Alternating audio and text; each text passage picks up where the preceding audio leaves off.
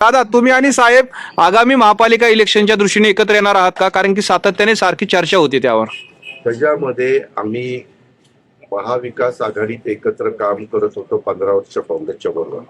त्यावेळेस आम्ही हा सगळा अधिकार त्या त्या जिल्ह्यांना द्यायचो.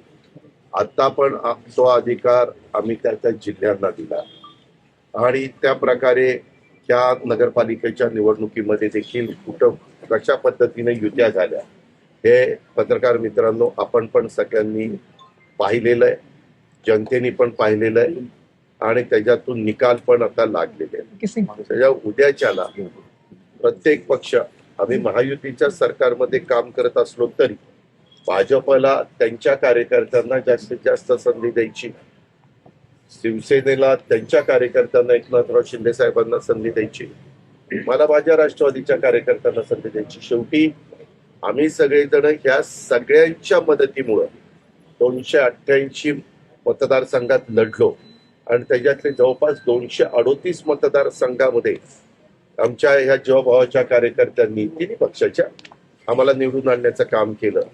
पण त्या कार्यकर्त्याला पण संधी मिळाली पाहिजे. त्याच्यामुळं नगरपालिकेमध्ये देखील तशा प्रकारचा प्रयत्न झाला. अनेक ठिकाणी आम्ही एकमेकांच्या विरोधामध्ये देखील लढलो आणि महानगरपालिका देखील 29 आहे. प्रत्येकाला वाटतं आपल्या विचाराचा महापौर व्हावा आणि तशा प्रकारचे प्रयत्न सर्वांचे.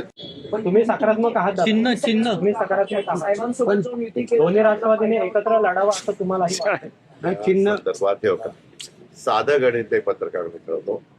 मताची विभागणी झाल्यानंतर निवडून येलेल्या उमेदवाराला अडचण येते. तीच मताची विभागणी होऊन नाही दिली तर त्यांना निवडून यायला सोपं जातं. बरोबर.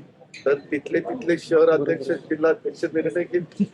पण दादा पुण्यामध्ये हे होईल का? पुण्यामध्ये दादा पुण्यामध्ये होईल का? पुण्यात काय अपेक्षित आहे दादा? गटाचे जे अध्यक्ष आहेत म्हणजे सातत्याने विरोध करताना दिसत आहेत, नको म्हणून अजितदादांसोबत नुकसान होईल.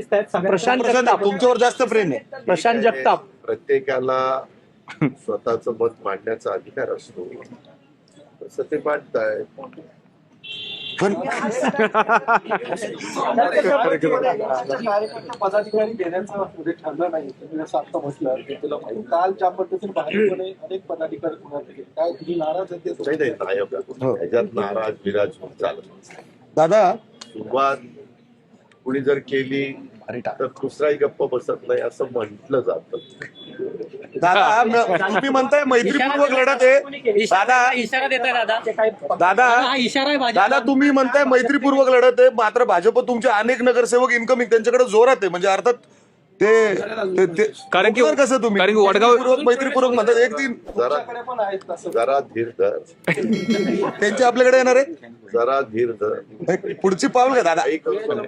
रोज आपल्याला बातम्या द्यायच्या. आठ नाव माझा काही 24 तास चॅनल चालले पाहिजे ना बाबा.